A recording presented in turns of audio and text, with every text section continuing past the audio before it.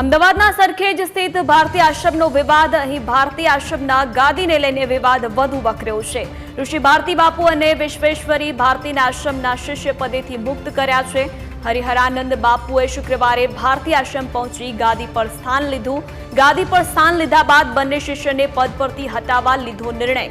બાપુએ જાહેર નોટિસ જારી કરીને બંને શિષ્યોને મુક્ત કર્યા. તો અહીં અમદાવાદની સરખેજ સ્થિત ભારતીય આશ્રમનો વિવાદ. ભારતીય આશ્રમના ગાદીને લઈને વિવાદ વધુ વકર્યો છે. ઋષિ ભારતી બાપુ અને વિશ્વેશ્વરી ભારતીને આશ્રમના શિષ્ય પદેથી મુક્ત કરવામાં આવ્યા છે. તો હરિહરાનંદ બાપુએ શુક્રવારે ભારતીય આશ્રમ પહોંચી ગાદી પર સ્થાન લીધું હતું. ગાદી પર સ્થાન લીધા બાદ બંને શિષ્યને પદ પરથી હટાવવાનો નિર્ણય લીધો.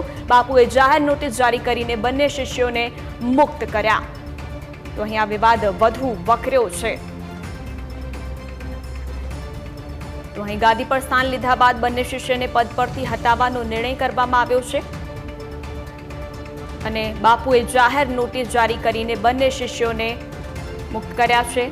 સાથે જ કેવી રીતે આ વિવાદ વકર્યો છે તેની વાત કરી તો મહામંડલેશ્વર 1008 ભારતી બાપુના સ્વર્ગવાસ બાદ આ વિવાદ વધુ વકર્યો છે. સાથે સરખેજના ભારતીય આશ્રમના સંચાલનને લઈને વિવાદ થયો હતો અને જે બાદથી આ વિવાદ વધુ ઉગ્ર બન્યો છે. ભારતી બાપુએ સ્થાપેલા 4 આશ્રમો તેઓ દ્વારા 4 આશ્રમો સ્થાપવામાં આવ્યા છે. જે બાદ વિવાદ વધુ વકર્યો છે. 3 આશ્રમનો વહીવટ હરિહરાનંદ બાપુ કરે છે. તો 3 આશ્રમ છે તેનો વહીવટ હરિહરાનંદ બાપુ દ્વારા કરવામાં આવે છે. મહામંડલેશ્વર 1008 ભારતી બાબુના સ્વર્ગવાસ બાદ આ વિવાદ વધુ વકર્યો છે. વધુ વિગતો સાથે સંવાદદાતા આશુતોષ જોડાયા છે. આશુતોષ, શું વધુ જાણકારી?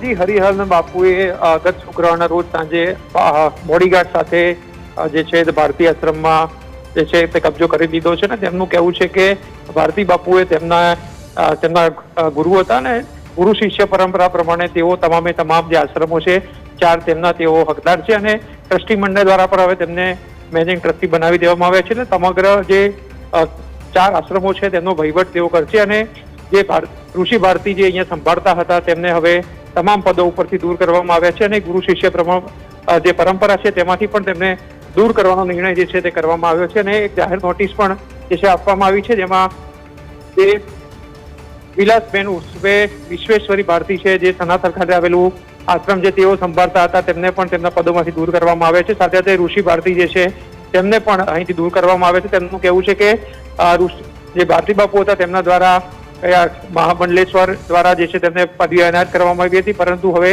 તેઓ તમામ 4 આશ્રમો જે છે પદભાર જે છે તેઓ સંભાળશે, તમામનું સંચાલન કરશે અને હવે આ 4 જે આશ્રમો છે તેમાં તેમનું જ આધિપત્ય રહેશે અને તે તમામ નિર્ણયો કરશે. એટલે તેઓએ સનાતન મંદિરમાંથી કહી શકાય કે વિલાસબેન ઉર્ફે વિશ્વેશ્વરી ભારતી છે ઉપરાંત ઋષિ ભારતી જે છે તેમને તમામ પદોથી દૂર કર્યા છે અને એક નોટિસ પણ તેઓ જાહેર કરી છે. જી આશુતોષ, સમગ્ર વિગત બદલ આપનો આભાર.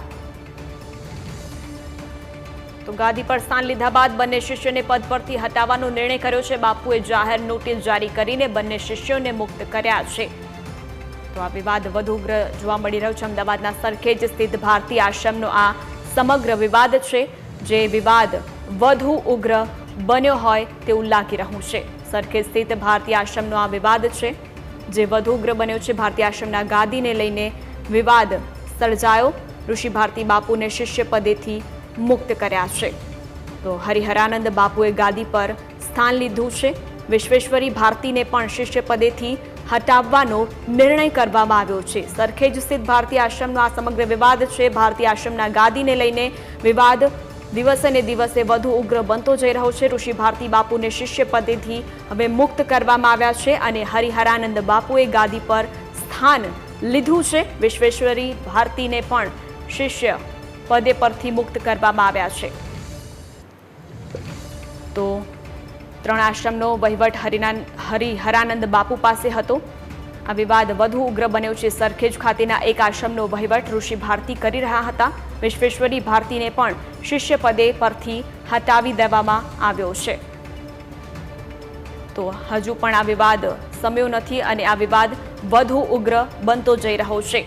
તો અમદાવાદના સરખેજ સ્થિત ભારતી આશ્રમનો વિવાદ, ભારતીય આશ્રમના ગાદીને લઈને વિવાદ વકર્યો છે। ઋષિ ભારતી બાપુ અને વિશ્વેશ્વરી ભારતીને આશ્રમના શિષ્ય પદેથી મુક્ત કરવામાં આવ્યા છે।